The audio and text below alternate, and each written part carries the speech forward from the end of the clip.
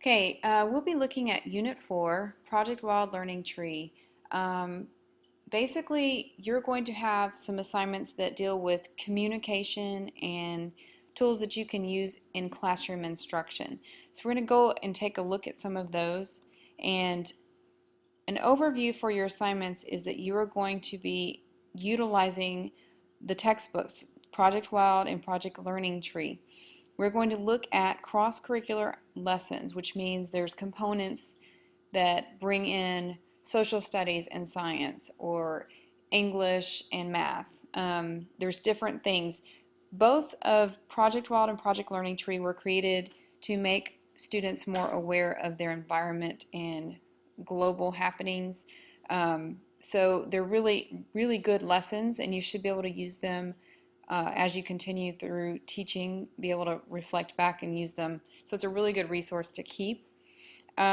We're also going to look at the use of TPACK. Referring back to Unit 1 when we first started talking, TPACK is talking about the content that you use and the technology tool that you use for your instruction, and so how those overlap together. So if we take a look at Project Wild and Project Learning Tree, and we use the technology that is embedded within it, and take a look at lessons that allow students to express and create what they have learned using the technology tools, that's when you really find a full use of TPACK. We're also going to start talking about lesson plans. Just briefly in this unit, because you're going to be looking at lesson plans, you need to start thinking of a lesson plan like a good recipe for instruction. If you have all the ingredients, you're going to get something good out of it. All the ingredients being things like your goal or your method, what happens or what should occur in the learning, your instructional objectives, which if you haven't ever seen them, you're going to see them quite frequently, is going to be your TEKS for the Texas Essential Knowledge and Skills, put out by the TEA, Texas Education Agency. Just so you know, this is their main website. I personally don't like it that much, but it is where you can find out all the information and all the TEKS. Also anything that you want to find out about what you have going on as far as a teacher in your district and any changes to your subject areas. So your instructional objectives should be aligned to the TEKS, but it's specifically what the students will be able to do. A lot of times you'll see students will be able to examples. Procedures and materials are just what you're going to do specifically in class and what you need in order to do that effectively. And then of course your assessment or your evaluation is, how do you know your students got it? What are you going to, how are you going to assess them? I know in Unit 1 your readings talked about formative and summative assessments. What kind of assessment are you going to do that enables you to really know that your kids got that particular instructional objective? For your assignments in this class, you're going to be doing a newsletter assignment. You're going to create a newsletter that basically examines both Project Wild and Project Learning Tree. So you should have at least 2 pages of a newsletter created. In your own words, you're going to respond to the prompts found in the assignment in complete sentences and cite your resources in APA style. Remember, you can use bibme.org to help you get your sites cited correctly in APA style.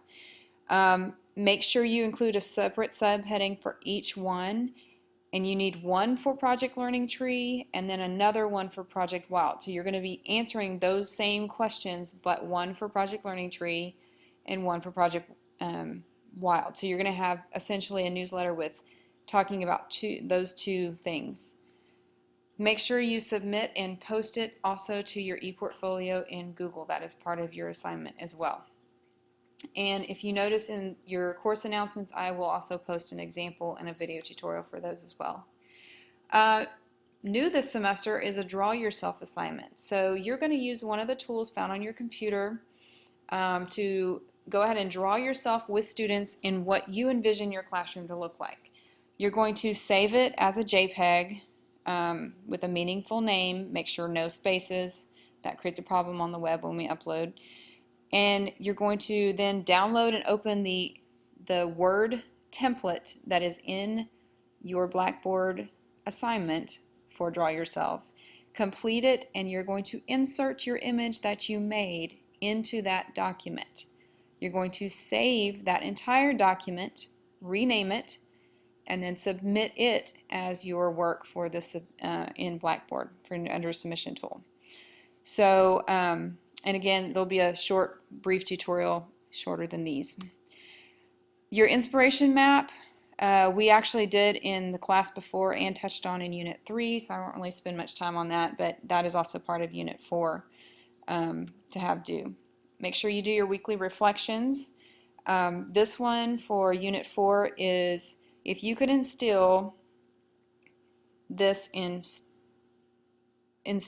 this student 5 characteristics or traits, you give them a sense of global citizenship, what characteristics or traits would you select?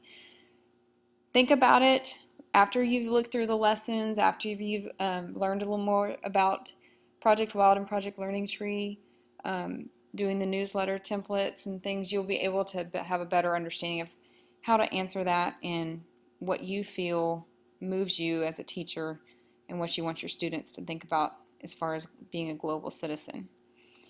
I just wanted to show you this real briefly because you're going to hear this over and over again. A KWL activity is what we know, what we wonder, or what we want to know, and what we've learned. And this is one of those Web 2.0 tools that I'm just trying to interject that is a free tool. It's a great website called readwritethink.org, but this one is actually a interactive one. So you could actually have kids go to this website and interact with it to do a chart. Most of the time a KWL is a chart, a paper chart, or something you do on your board in your classroom, but I just thought this was a really cool little tool. If you want to do this for what you already know, want to know, or have learned for Unit 4, this would also be just a good thing just for you guys to play with and think about, because believe me, as a teacher, you will definitely see this. And unfortunately, it takes a long time to open. But I'm just going to do this real quick. If you're done, you can go ahead and close it up and start on something else. But it's real simple to use. I don't want 2 headings.